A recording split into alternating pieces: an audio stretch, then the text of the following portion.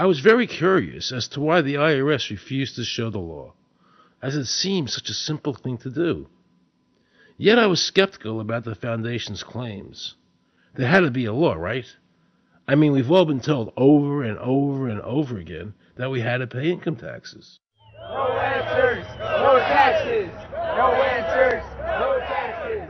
No answers, no taxes. No answers. Most people believe that the income tax system is legal and that the revenue from the tax is used in the public interest. However, there is a substantial, conclusive body of evidence that proves that our income tax system represents the most pernicious form of tyranny. It is the greatest hoax ever perpetrated by government against the working men and women of America.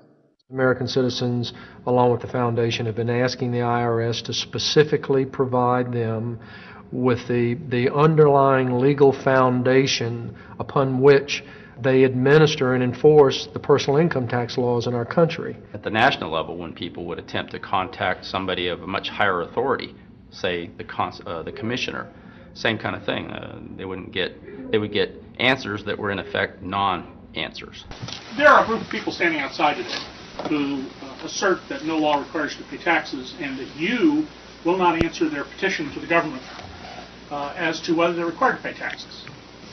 Are they required to pay taxes? I've been paying my taxes ever since I had my first job, and I think it's a fundamental construct of our nation that those of us who expect and demand the services from our government that the government provides, be they the protection of our country through the military, or be they the education of our children, or be they the protection of our environment, that we must pay for those services. So yes, I think there is a fundamental obligation, and that it's an understood and well accepted one.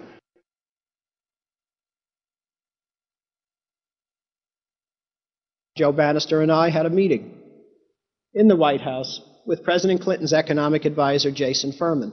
He accepted the remonstrance for the president. On June 2nd, I called and spoke with him. His words were, "We have decided that the issue of the legality of the income tax is not a high priority matter for the White House, and we will not be participating in any conference on the subject."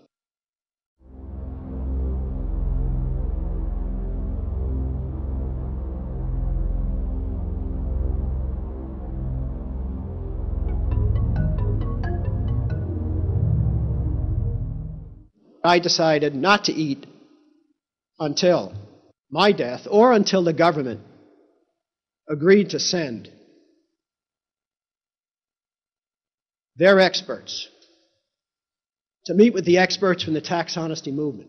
And with the help of Congressman Bartlett, a deal was made. I'm very pleased that through these several trying weeks and now months, that we have secured the agreement of the IRS and the Justice Department, because some of the questions are beyond the purview of IRS, that they will both attend a public symposium where these issues can be formally addressed. Last Thanksgiving,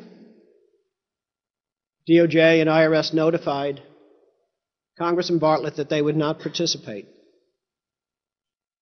Congressman Bartlett then waited until late January. He informed me that he would not be participating. Why do you think you've been able to get away with not paying or filing your income taxes for so long? Well, first of all, I've not gotten away with anything. I'm not hiding from anyone. I'm simply asking the IRS to show me the laws that apparently require me to do these things, and they are suspiciously reticent to answer questions from me, and of course there are millions of other people, many other organizations who have attempted to get answers. They act very suspiciously when asked to simply sit down at the table with the American people and discuss what their obligations are. Rather than pulling up a chair, they pull out a club. As a matter of fact, David K. Johnston of the New York Times asked Terry Lemons of the IRS, why won't the IRS answer the questions set forth in the petitions from the American people? Mr. Lemon's response was, the government is answering the questions through enforcement actions in the courts. This is a very chilling remark on the government's use of brute force instead of civility and logic. The federal government itself refuses to provide the American people who are coercively being subjected to this extraction of their private property without any underlying legal justification. There is no law that requires the average American worker in the private sector to pay a direct unapportioned tax on their labor and compensation for services.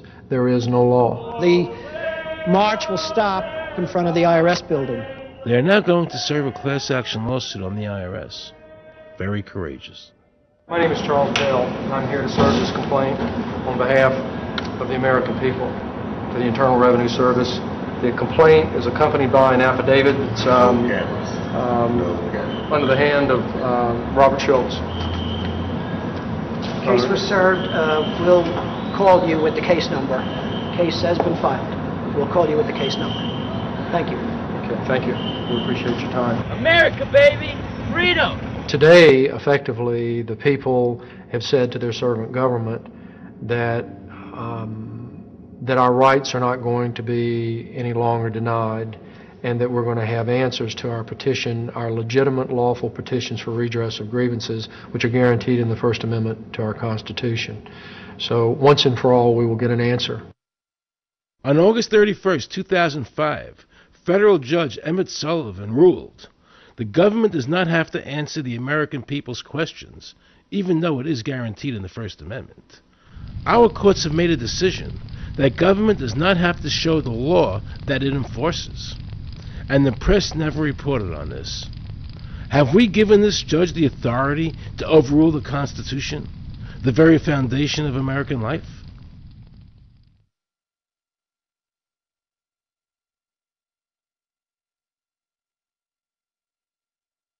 I believe that in both spirit and substance, our tax system has come to be un-American.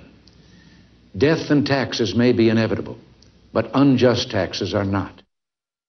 The country's taxes must be fixed, and I know what to do with it. If you think you're paying too much now, just wait till I get through with it. Now, Mr. Hanley, I'd like to ask you something. What does the government do with all the money we give them in taxes? When President Reagan was elected, one of the first things that he did was appoint a blue ribbon panel of business people headed by Peter Grace, and is commonly referred to as the Grace Commission. And their job was to research all the various areas of the federal government and make a report. One of the quotes from the Grace Commission is, 100% of what is collected is absorbed solely by interest on the federal debt. All individual income tax revenues are gone before 1 nickel is spent on the services taxpayers expect from government. If we pay the salaries of the congressmen and the senators, we're supporting them, aren't we? Well, yes. Yeah. Well, then why can't we list them as dependents and deduct them? We've been brainwashed. People have been told, that you need this income tax system to fund government, which is absolutely ridiculous. I mean, my question is, well, if that's true, how did we fund government from 1776 to 1913? The main purpose of the income tax is not to raise revenue, but to redistribute wealth and to control society. A lot of people might say, well, gee, if there wasn't an income tax, what would happen to education? They don't understand that education is paid for the most part, out of state and local taxes, your property tax. People might say, well, how are we going to build and maintain our highways? If there's no money coming into the government, we need our highways. There is a tax on every gallon of gasoline that people buy. Proceeds from the income tax do not pay for highway construction. The amount of money that we spend on defense is exactly equal to the amount of corporate income tax, which is quite legal and quite constitutional. I think we should not want the income tax for several reasons. One is that it is the instrument of totalitarianism. It is the means by which the government can manipulate people and put you into a condition of servitude. Every year, you give the federal government a form that says, here's how all my money worked. If you lie, you could go to prison. So you're required to give them a financial statement that under, the force of law could put you in prison if it's not impeccable, right? And under the law, they're supposed to do the same. They're supposed to give you back a financial statement that says, here's what we did with your money. Except you comply and they don't. In fiscal 99, the Department of Defense had $1.1 trillion